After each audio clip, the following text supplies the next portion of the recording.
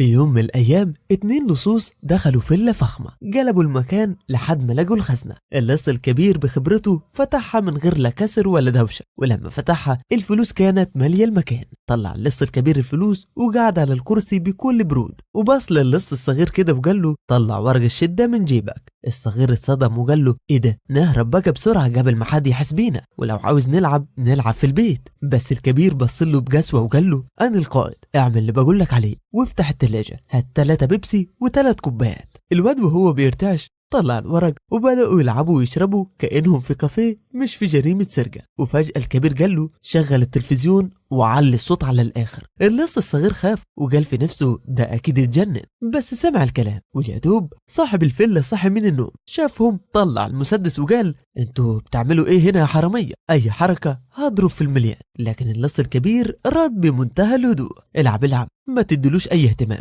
صاحب الفيلا اتصل بالشرطة وجت الشرطة وهو واقف بيقولهم هم دول اللي سرقوني، شوف الفلوس اهي قدامهم. بس اللص الكبير ضحك وقال للشرطة ده كداب، عزمنا نلعب معاه، ولما خسر كل فلوسه هددنا بالمسدس وقال هنبلغ الشرطة ويقول اننا حرامية. الضابط بص حوالين المكان، بيبسي موجود، ورق كوتشينة موجود، تلفزيون صوته عالي شغال، اللصوص قاعدين ولا كأنهم في خطر. قال لصاحب الفيلا انت بتلعب قمار في بيتك، ولما خسرت اتصلت بينا، تاني مرة هحبسك.